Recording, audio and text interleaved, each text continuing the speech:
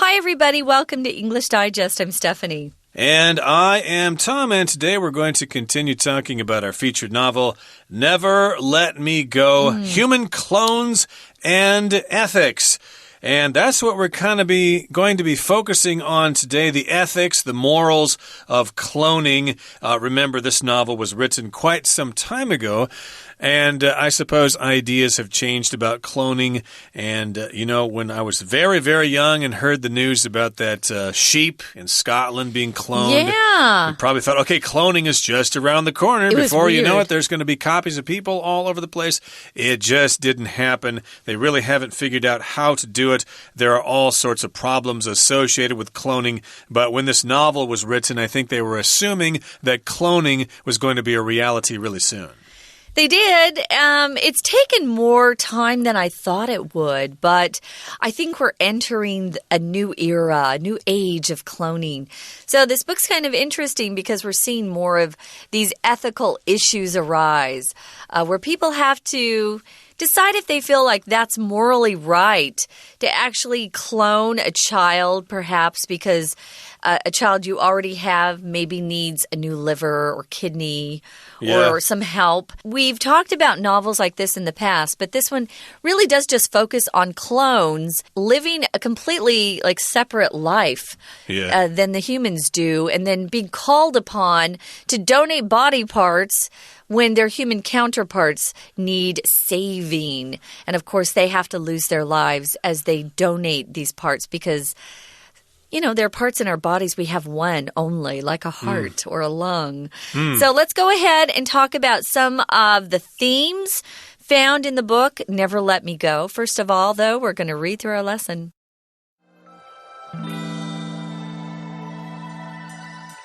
The ebbs and flows of friendship resonate throughout Never Let Me Go. Just like humans, the clones have complicated relationships.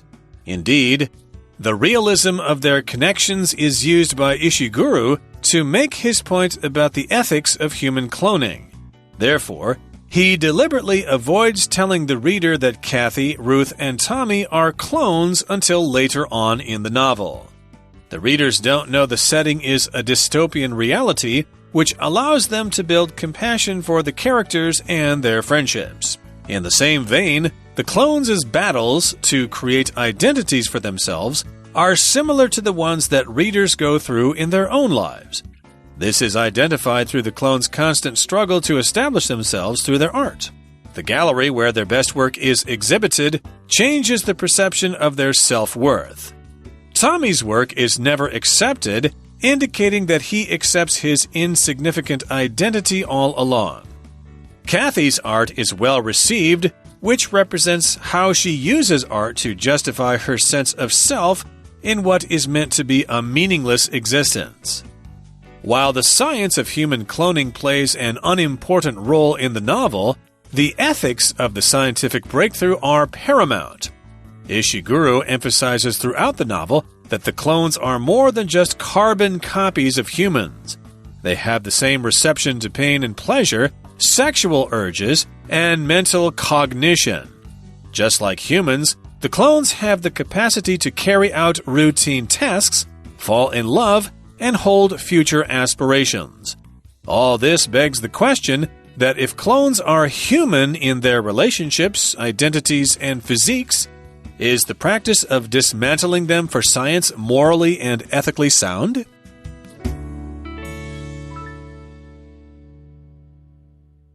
Okay, guys, let's talk about some of the themes found in this novel. The first sentence says, the ebbs and flows of friendship resonate throughout Never Let Me Go. When you talk about the ebbs and flow of something or the ebb and flow of something, it can either be plural, like this is the ebbs and flows of friendship. Just means, sometimes our friendships were really good with each other. We're close to our friends, and sometimes, maybe the relationship isn't so close. Maybe you're fighting a little bit, or you found a new friend. You preferred them for a while. ebb actually means when the water from the ocean goes back into the ocean. You know, you have the water come up the beach, that's the flow. And then it goes back into the ocean, that's the ebb. So the ebbs and flows of things just means things change in life. They're not always consistent or the same. And if how we feel about our friends and the state of our friendships, you know, it changes and it kind of resonates throughout the book. If something resonates with you, you feel it, you get it, you can kind of relate to it because you've been through it. You certainly can. And again, back to ebbs and flows, that also refers to like the highs and lows of life, the ups and downs. You can also use those terms here. And yes, indeed, sometimes you're friendly with your friends, sometimes you hate them. So, you know, you're going back and forth all the time.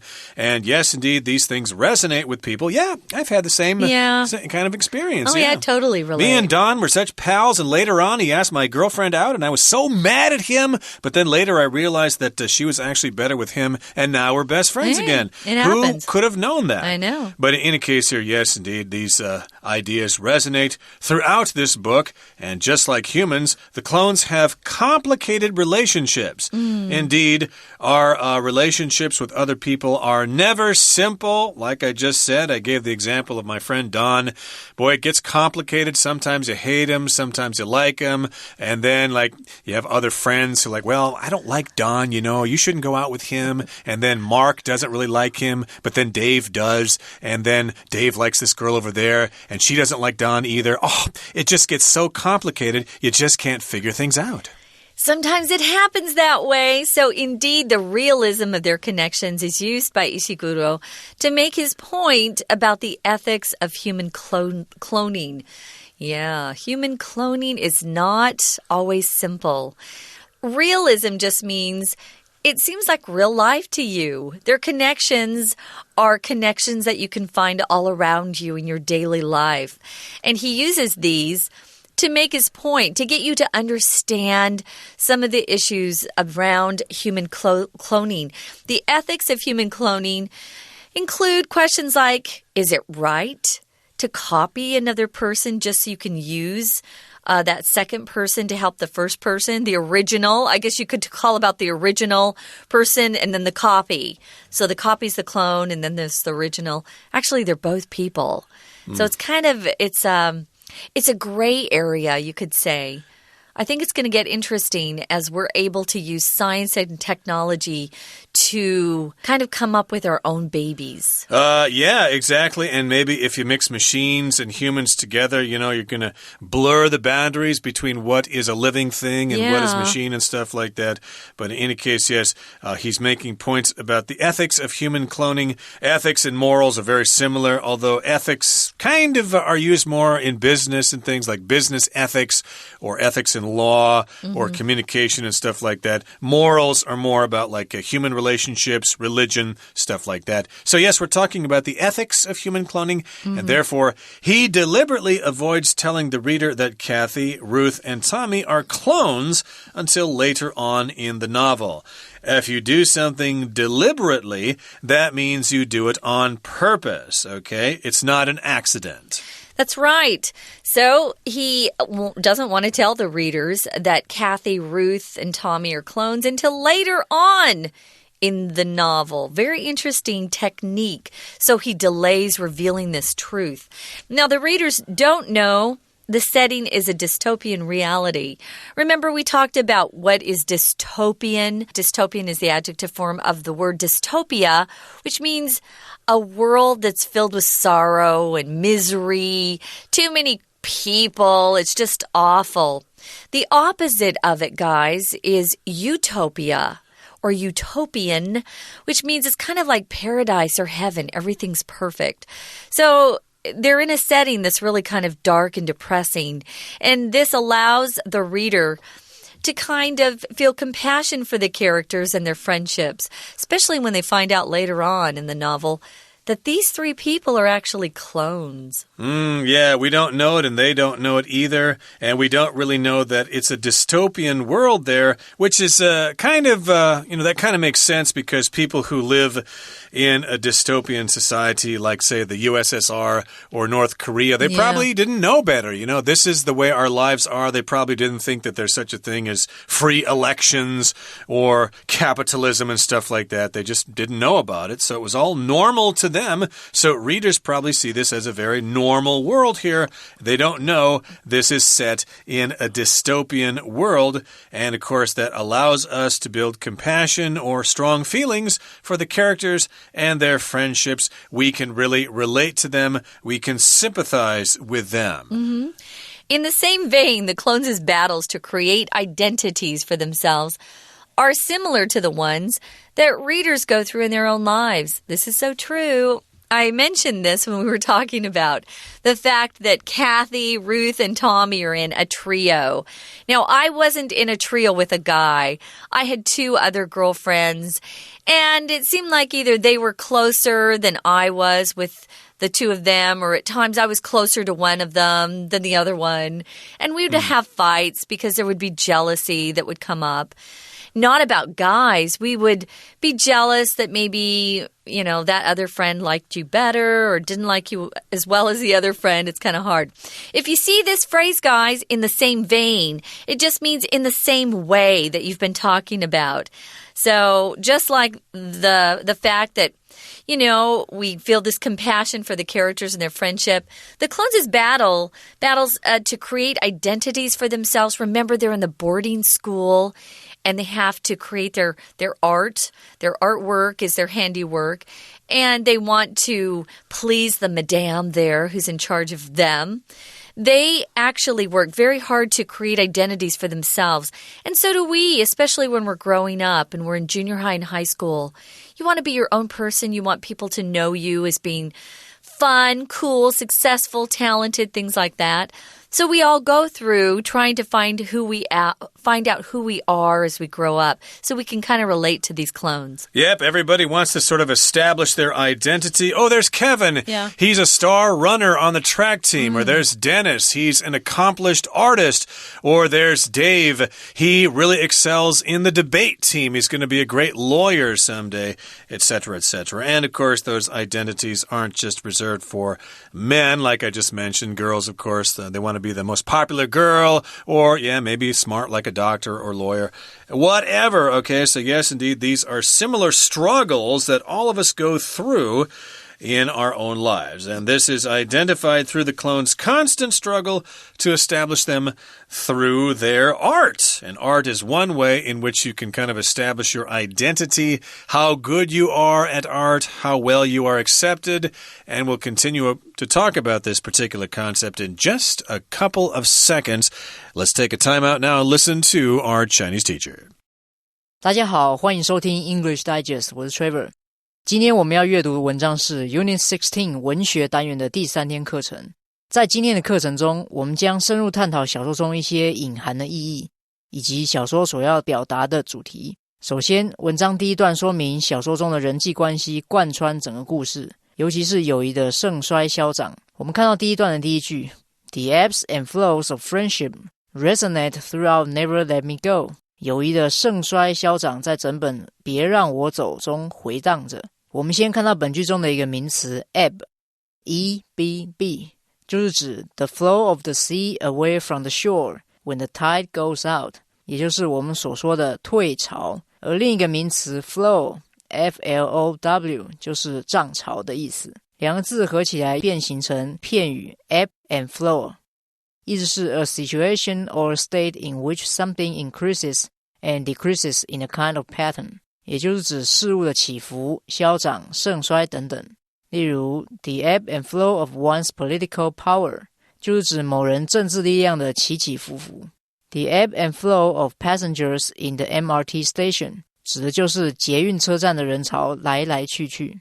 第一段中还提到石黑一雄在小说中一开始不点名这是个反乌托邦的世界，借此让读者深信对书中的人际关系，并且对角色建立起感情。我们看到第一段的倒数第二句 Therefore, he deliberately avoids telling the reader that Kathy, Ruth, and Tommy are clones until later on in the novel. 因此，一直到小说的稍后部分，他都刻意地避免告诉读者凯西、露丝和汤米是复制人。我们看到本句的一个副词 deliberately, D-E-L-I-B-E-R-A-T-E-L-Y 意思是故意的、有意的，就相当于 on purpose, P-U-R-P-O-S-E, purposely, intentionally, I-N-T-E-N-T-I-O-N-A-L-L-Y 例如 Jason forgot to bring his wallet again, and we started to wonder if he did this on purpose. 杰森又忘记带钱包了，我们开始纳闷他是否是故意的。Deliberately 的形容词和动词是 deliberate。当形容词的时候，除了故意的意思之外，还有慎重的、深思熟虑的、从容的意思。例如 During the earthquake, Frank was deliberate in taking necessary measures to protect himself. 地震时，法兰克审慎地采取必要的自保措施。Deliberate 当动词是仔细考虑、深思熟虑的意思。片语 deliberate on, about, over 就是指对某事物仔细考虑。例如 My brother deliberated over the decision for a long time before he made up his mind. 我哥哥在下定决心之前，对于这个决定仔细考虑了很久。接下来文章的第二段提到，小说中的复制人和一般人一样，都想要追寻自我，而这些复制人是透过艺术创作来获得自我肯定和自我认同。我们看到第二段的第一句 In the same vein, the clones' battles to create identities for themselves are similar to the ones that readers go through in their own lives. 同样的，这些复制人为了创作自我而做的奋战，与读者在他们自己生活中所经历的相似。我们看到本句中的一个名词 identity, I-D-E-N-T-I-T-Y. Identity 是身份的意思，它的动词是 identify, I-D-E-N-T-I-F-Y, 有识别、确认的意思。例如 Some birds have very colorful feathers that make them easy to identify. 有些鸟类的羽毛很鲜艳，这使得它们容易被辨认出来。片语 identify with somebody 就是认同某人、感同身受的意思。例如 Born in a rich family, Lisa has trouble identifying with the homeless in the novel. 丽莎出生于富裕的家庭，很难对小说中的无家可归者感同身受。We're going to take a short break. Stay tuned. We'll be right back.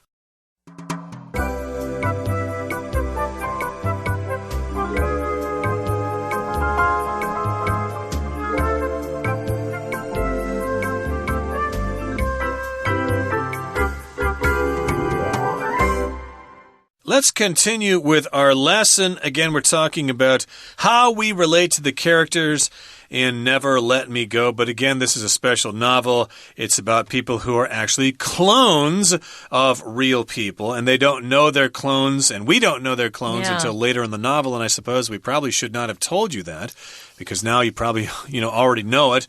We spoiled it for you. But in any case here, we can relate to these things because we go through the same things in our own lives, especially as we struggle to establish ourselves. And in this particular case, these three friends, Kathy, Ruth, and Tommy, want to establish themselves through their art. How well they produce art in painting, sculpture, or whatever.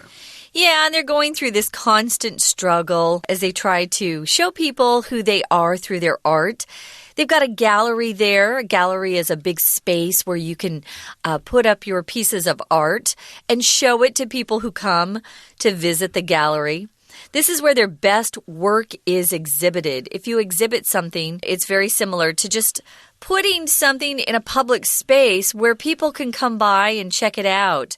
We'll have exhibits that will exhibit maybe books, new books that are coming out, new computers, even things like new cars. The cars are very fun to go if there's an exhibition of cars. So their best work is exhibited in the public eye so people can see it. This might help change the perception of their self-worth.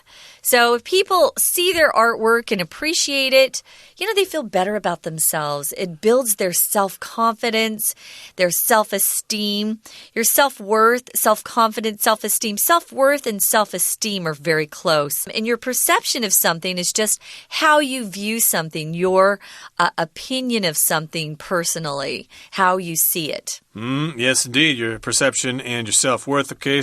So, yeah, as your art's being displayed there, you're probably wondering, who spends more time looking at my paintings and who doesn't spend so much time looking at my paintings? And what does that do for my self-worth? Oh, I feel so bad. I hate myself. They're looking at Kathy's paintings more than mine. Gee, I have no self-worth. What am I going to do?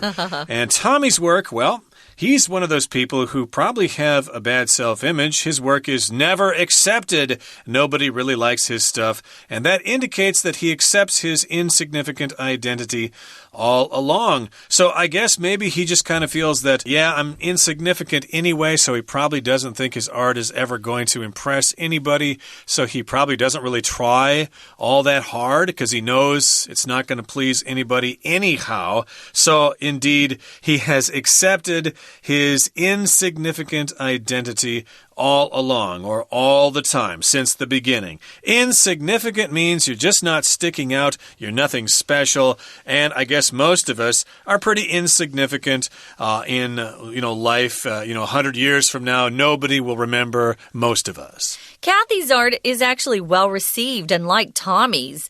Tommy's art isn't well received at all, but people like Kathy's art, and it represents how she uses art to justify her sense of self in what is meant to be a meaningless existence. Kathy, because her art is well accepted and well received, she feels pretty good about herself at the same time. If you justify something, it means you show somehow in either what you're doing or some sort of statement that you've made that it's right or that it's just. She's kind of defending the fact that her life is valuable and is worth something because her art is well received. So it's kind of interesting how their self-worth is all based on their artwork. It's kind of interesting how he uses that in the novel. It's also interesting to know that she thinks she's something special here, but we all know that she's a clone and someday she's going to die anyway. But let's move on now to the third and final paragraph. It says, while the science of human cloning plays an unimportant role in the novel, the ethics of the scientific breakthrough are paramount. So this book doesn't really spend a lot of time talking about the science of human cloning. Yeah, how do you do it? How do you get the DNA? How do you put it together in a petri dish in the laboratory? And how do you reproduce all those cells and stuff? Yeah, we don't get into the science too much. Most people probably wouldn't be interested in that. And so it doesn't really emphasize that too much, but what it does emphasize is the ethics of this scientific breakthrough. That is paramount. So those ethics are paramount. Paramount means really important, but the most important, okay? It's paramount that we finish this research on time. Otherwise, our company is going to go bankrupt. And here we're talking about a scientific breakthrough. That means a big change in science. It certainly would be a big scientific breakthrough if somebody could find a cure for cancer. Ishiguro emphasizes throughout his book that the clones are more than just carbon copies of humans. Anytime you see carbon copy of something, it means an exact replica, an exact copy of something. Long before a lot of our listeners were born, Tom, we had something called a mimeograph, and you would put a piece of carbon between two pieces of paper, and it would make this purple copy of the original. Boy, those were old machines. My dad had one in his office. I remember when I was a tiny girl, So carbon copies, they're an exact copy. That's all that means. They have the same reception to pain. They feel pain. If you receive pain, it's reception to something. To have a reception after your wedding, you receive people who come and see you and offer you their best wishes. So reception here just means you're receiving or feeling pain, you're feeling pleasure, you have those sexual urges or feelings. And also mental cognition means the ability to think. So even though they are clones, they're not just these exact carbon copies. They have their own feelings. They have their own desires. They're attracted to other clones or other people. And they also can think. Indeed. And so, yes, indeed, they have the capacity or the ability to carry out routine tasks, just like anybody else. How to write a letter and mail it, how to write an email, how to use computer programs and stuff like that. Those are all routine tasks. How to sweep the floor, wash dishes, etc. How to fall in love, of course, we know what that means, and how to hold future aspirations. Aspirations, of course, are desires of what you want to do in the future in this case. I aspire to be a famous writer, for example. Now, all of this begs the question that if clones are human in their relationships, identities, and physiques, is the practice of dismantling them for science morally and ethically sound? So this begs the question. If something begs the question, it makes us ask this question. We've been presented with lots of information. Well, the next thing to do is to ask this question. Is this morally sound? Is it ethically sound? Is it the right thing to do? Interesting. So we're asking if clones are human, and we're saying they are, in their relationships, identities, and physiques. A physique, guys, is just your physical body, what you look like. When I was growing up, Tom, we used physique to describe guys more than girls. If we were talking about a woman's body, we would say her figure. Okay, she's got a great body. She's got a great figure. But a guy, we would say, oh, he's got a great physique. In fact, my dad loves that word. Physique, yes. Yeah. If you're a weightlifter or something, you're going to have a nice physique. You could describe a woman as having a nice physique if she's a weightlifter too. That word can apply there. But in this case, yes, we're talking about their relationships, identities, physiques. Yes, indeed, to dismantle means to take something apart.